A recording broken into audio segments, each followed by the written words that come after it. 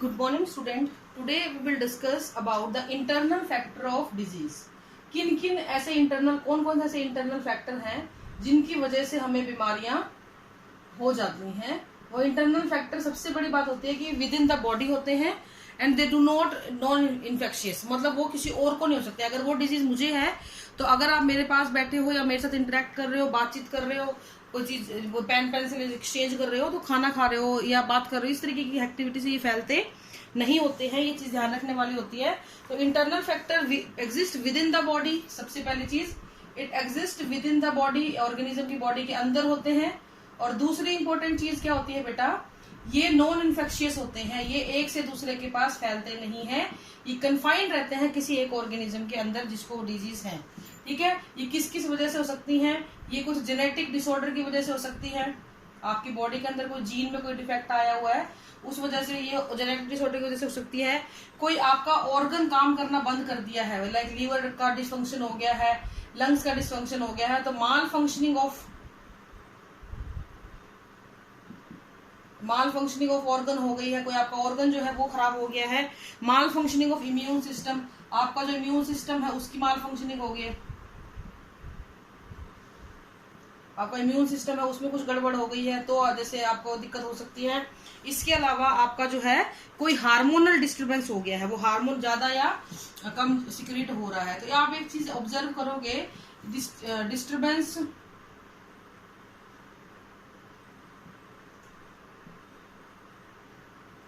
इन hormones. ठीक है. Hyposecretion, hyper secretion.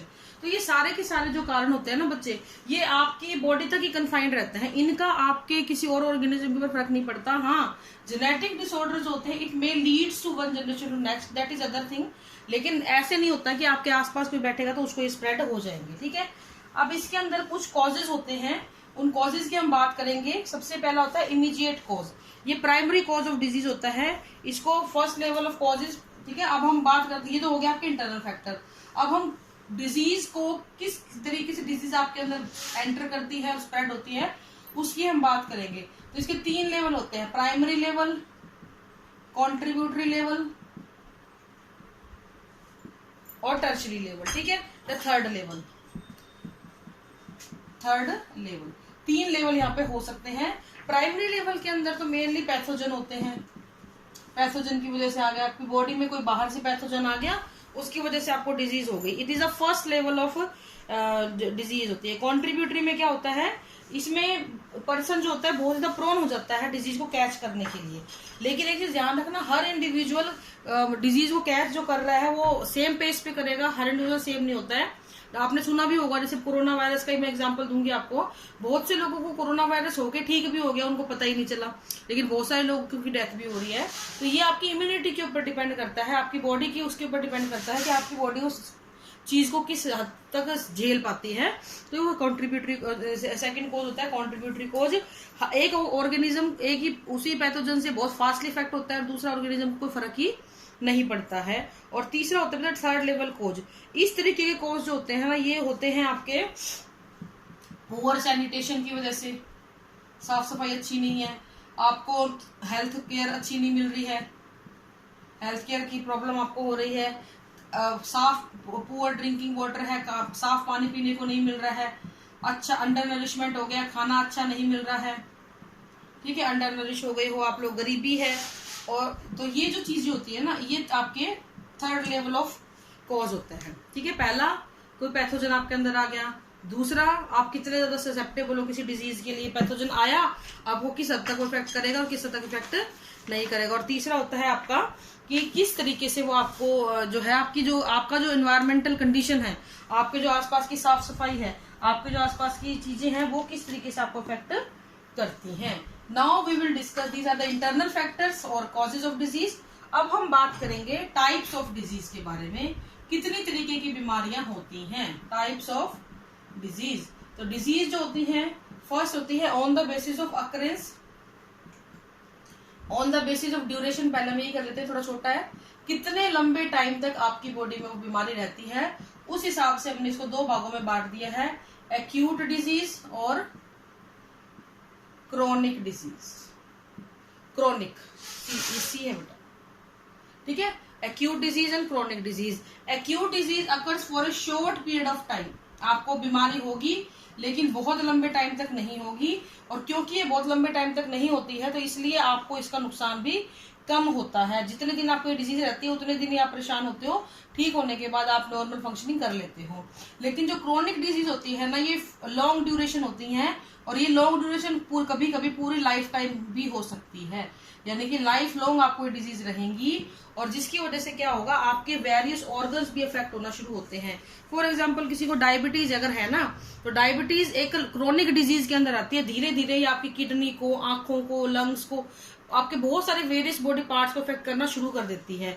तो ये लॉन्ग ड्यूरेशन वाली डिजीज ज्यादा घातक होती हैं, शॉर्ट टर्म वाली डिजीज कम घातक होती हैं। इसी एग्जांपल जैसे आप सिंपल लगा लो, कोल्ड हो गया, सिंपल कफ हो गया, जैसे आपको टाइफाइड हो गया, ये लाइफ लॉन्ग नहीं होते, दवाई लो ठीक हो जाता है।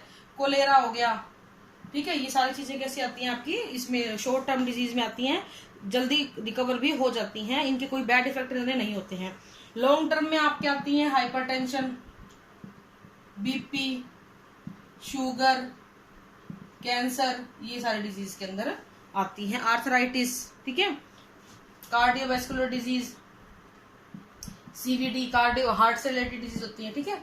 आर्थराइटिस हड्डियों की बीमारी होती है, ठीक है। ये सारी आपकी क्रोनिक डिजीज है। इसमें और भी ऑर्गन्स जो है लपेटे में आ जाते हैं, और भी ऑर्गन को ये अपने अंदर लपेट लेती है, ठीक है। एक्यूट और क्रोनिक डिजीज का अगर हम आपकी हेल्थ से जोड़ें तो एक्यूट डिजीज जो होती है, क्योंकि छोटे टाइम के लिए होती हैं, इसलिए ये बहुत कम इफेक्ट करती हैं, ये ठीक जल्दी होती है, रिकवरी जल्दी होती है, आपकी बॉडी भी जल्दी रिकवर कर जाती है, और बॉडी को नुकसान की संभावनाएं बहुत कम होती है, किसी ऑर्गन को नुकसान की संभावनाएं बहुत कम होती हैं। जबकि जो आपका क्रोनिक डिजीज होती है ना बच्चे, वो डिजीज होती है बहुत ही लंबे टाइम तक रहती हैं, बहुत लंबे टाइम के तक आपका साथ नहीं छोड़ती हैं, कभी कभी तो ये लाइफ लॉन्ग चलती हैं, और लाइफ लॉन्ग चलने की वजह से क्या होता है, ये धीरे धीरे हमारी बॉडी के बहुत से हिस्सों को अफेक्ट करना शुरू कर देती है। हमारी बॉडी उसके अफेक्ट में आने की वजह से नुकसान उसको हमारी बॉडी को झेलना पड़ सकता है। बहुत सारे ऑर्गन की माल फंक्शनिंग हो सकती है, कोई इम्यून सिस्टम आपका माल फंक्शन हो सकता है, तो बहुत सारी चीजें यहाँ पर हो सकती हैं, ठीक है। तो एक्यूट और क्रोनिक डिजीज, ठीक है। नेक्स्ट हम बात करते हैं बेटा, तो हेल्थ के ऊपर क्रोनिक डिजीज का जो है वो ज्यादा इफेक्ट पड़ता है as compare to the acute disease. फिर आती है type of disease on the basis of time of occurrence, किस टाइम पे वो आपको हो रही है। वो तो ठीक कितने ड्यूरेशन के लिए हो रही है, टाइम पीरियड के लिए, और ये कब हो रही है, ठीक है। एक होती है बिफोर बर्थ, बिफोर बर्थ मतलब sorry at the time of birth लिखो, ये ज्यादा ठीक रहेगा।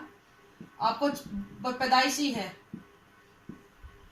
आप इस बीमारी से पैदा ही हुए हो, ठीक है। दूसरी होती है बेटा आपकी आफ्टर बर्थ। फॉर एग्जाम्पल एक बच्चा पैदा हुआ, पैदा होते ही उसको पीलिया हो गया, तो ये पीलिया जो है ना, ये ऐसी बीमारी है जो आफ्टर बर्थ हुई है, तो इसको हम लोग बोलेंगे एक्वायर्ड डिजीज। और जो बच्चा पैदा ही लेके हुए उसको हम बोलेंगे कंजेनाइटल डिजीज।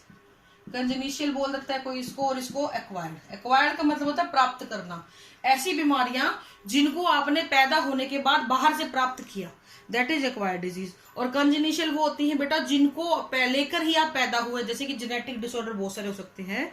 तो these are the anatomically and physiological abnormality present since birth. तो अगर मैं इसको ऐसे सिंस और 4 करके लिखूं तो ये होती है सिंस बर्थ, और ये होती है बेटा आफ्टर बर्थ, ठीक है। दीज में भी कॉज ड्यू टू कोई जेनेटिक चेंज की वजह से हो सकती है, या किसी एनवायरमेंटल फैक्टर की वजह से हो सकती है, या फिर जब आप डेवलप हो रहे थे मदर के अंदर, उस दौरान मदर के अंदर कुछ चेंजेस आए जिसकी वजह से क्या हुआ, मदर ने कोई ऐसी दवाई खा ली या कोई ऐसे केमिकल का एक्सपोजर हुआ जिसकी वजह से आप जेनेटिक डिसऑर्डर आ गए।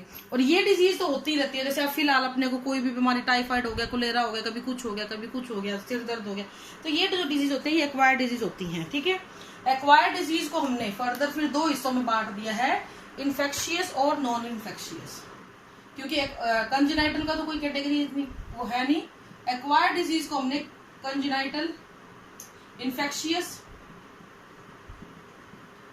और नॉन इन्फेक्शियस 2 कैटेगरी में बांट दिया है, ठीक है। इनको हम एक्सप्लेन बाद में करेंगे, आज मैं इसके बारे में आपको सिर्फ बताती हूँ। इन्फेक्शियस डिजीज वो होती हैं जो एक पर्सन से दूसरे पर्सन में फैल जाती हैं, इसलिए इनको कम्युनिकेबल डिजीज भी बोल देते हैं, कम्युनिकेबल। और इनको हम लोग, क्योंकि ये फैलती नहीं है, ये एक पर्सन तक कन्फाइंड रहती हैं, इसके लिए इसको हम बोले थे नॉन कम्युनिकेबल डिजीज। और नॉन कम्युनिकेबल डिजीज बहुत सारे तरीके की होती है, जैसे कि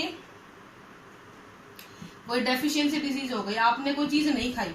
अब फॉर एग्जांपल मैं अगर कोई आयरन विटामिन नहीं खा रही हूँ ना, तो उससे आपको कोई लेना देना नहीं है, उससे आपको कोई नुकसान नहीं होगा, इनफैक्ट मेरे बच्चे को भी कोई नुकसान नहीं होगा अगर मैं अब आयरन वगैरह नहीं खा रही हूँ। तो डेफिशिएंसी डिजीज होते हैं, ये इंसान तक कन्फाइंड रहती है, उसी को होती है। इसके अलावा कोई बॉडी ऑर्गन माल फंक्शनिंग हो गई तो वो आपके तक कन्फाइंड रहती है। इसके अलावा कोई हार्मोन, एलर्जी और कैंसर, कोई एलर्जी होगी वो मेरे तक रहेगी, किसी और को नहीं लगेगी, ठीक है। जैसे मुझे कोई परफ्यूम से एलर्जी है तो छींक आएंगे, तो उससे किसी और को कोई फर्क नहीं पड़ेगा, ठीक है। उसके अलावा कैंसर है, एक इंसान को दूसरे को नहीं होता है। इसके अलावा आपका होता है बेटा हार्मोनल डिसबैलेंस, ये भी किसी और को अफेक्ट नहीं करेगा, जिस इंसान को हो रहा है उसी को अफेक्ट करता है। अब नेक्स्ट लेक्चर में बेटा हम इन सभी को डिस्कस करेंगे। आज के लिए इतना ही है। Thank you and have a nice day. Infectious and non infectious disease, okay.